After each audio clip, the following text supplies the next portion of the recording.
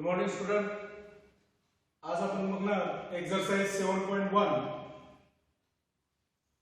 Probability distribution हा जो chapter सुरू केलेला आहे त्यामधले काही example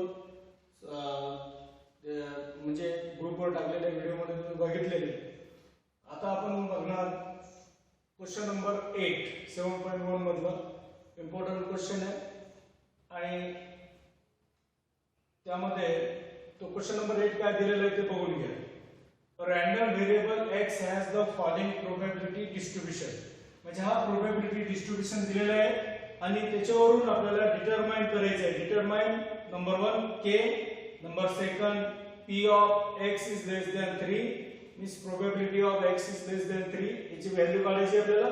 number 3 probability of x is greater than 3 x is greater than 4 याची पण व्हॅल्यू आपल्याला काढायची आहे. डिटरमाइन करणे म्हणजे काय करणे, व्हॅल्यू फाइंड करणे. आता या ठिकाणी प्रोबॅबिलिटी डिस्ट्रीब्यूशन दिलेलं आहे आणि आपल्याला काय सांगितलं या व्हॅल्यू काढायचे आहे. तर नंबर 1 आता या ठिकाणी प्रोबॅबिलिटी डिस्ट्रीब्यूशन म्हटल्यावर आपण काय बघितलं, प्रोबॅबिलिटी डिस्ट्रीब्यूशन मध्ये काय पाहिलं आपण, जर प्रोबॅबिलिटी डिस्ट्रीब्यूशन दिलेलं असेल तर जे प्रोबॅबिलिटी आहे त्या सर्व प्रोबॅबिलिटीची व्हॅल्यू ही कशी असेल पाहिजे, 0 पेक्षा मोठी असेल पाहिजे किंवा इक्वल टू 0 असेल पाहिजे, बरोबर. आणि नंबर 2 काय पाहिलं होतं आपण, summation of p of x equal to किती आलं पाहिजे, 1 आलं पाहिजे. हे आपल्याला माहित आहे, बरोबर, हे आपल्याला माहित आहे. तर आपण याचाच उपयोग करून इथं जर सर्व प्रोबॅबिलिटीची जर आपण ऍडिशन केली, प्रोबॅबिलिटी दिलेली आहे का p ऑफ x ने सर्व प्रोबॅबिलिटी आहे आणि वरती काय दिलेलं आहे, सर्व x चे व्हॅल्यू दिलेले आहे, बरोबर. म्हणून आपण काय करणार इथं, consider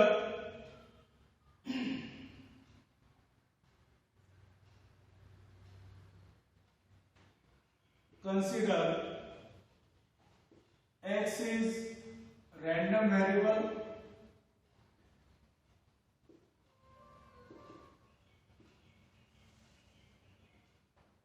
of the probability distribution.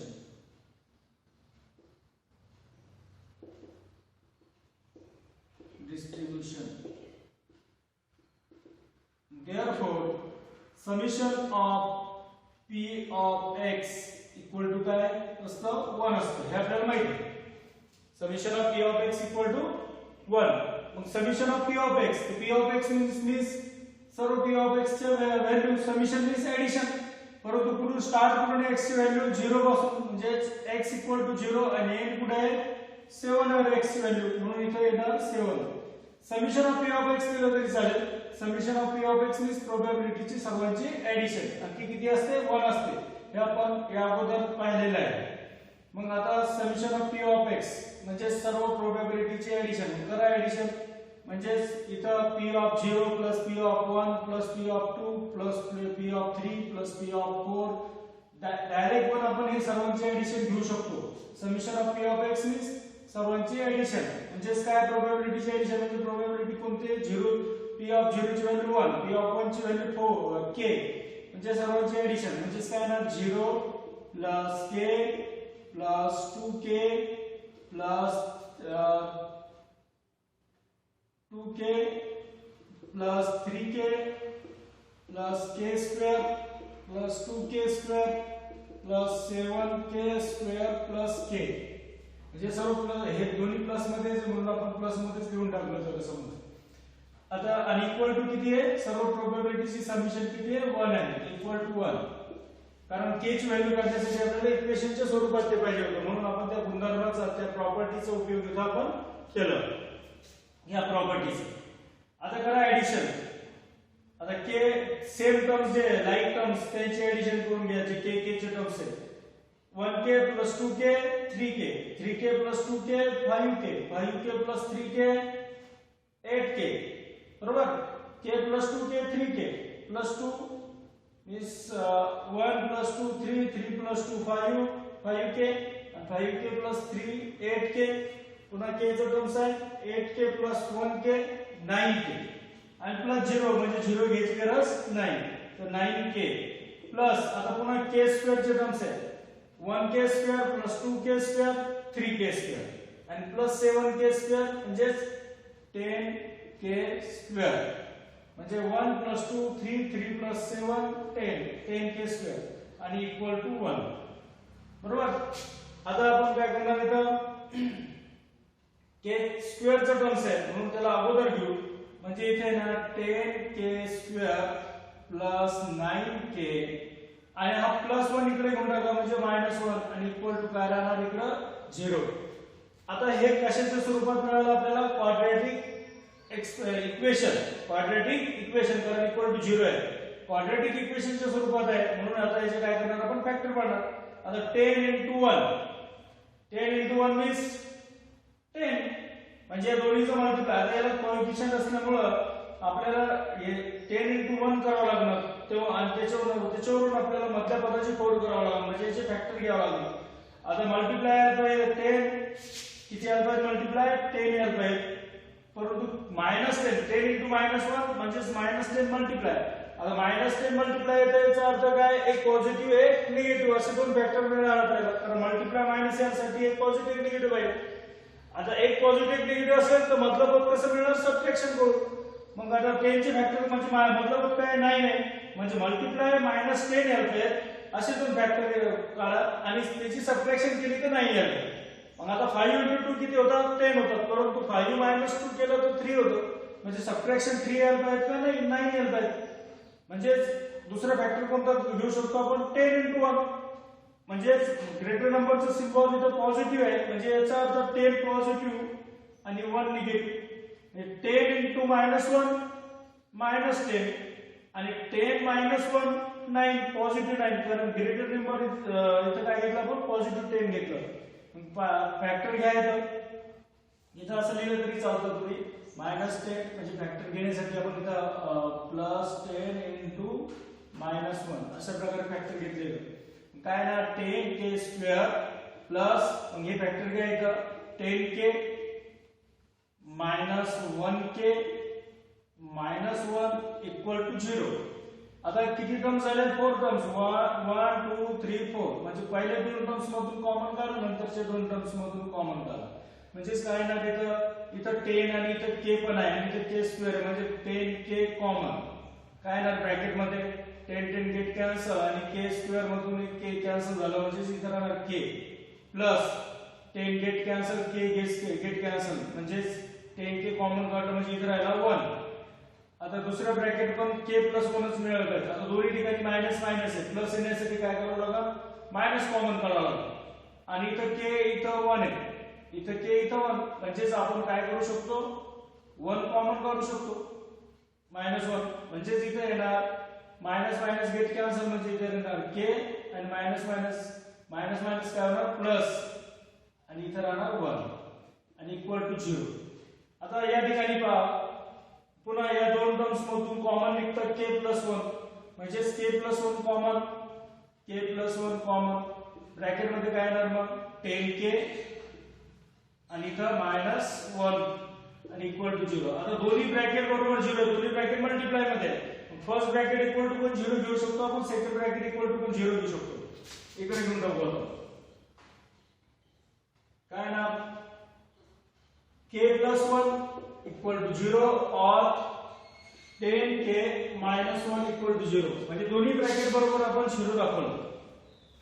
आता k इक्वल टू +1 चा ट्रान्सफर इकडे केला तर -1 और आता 10k इक्वल टू -1 चा ट्रान्सफर तिकडे करून घ्या 10k equal to +1 k equal to -1 और आता k ची व्हॅल्यू काय k इक्वल टू 10 मल्टिप्लाय मध्ये नंतर डिवाइड मध्ये म्हणजे 1/10.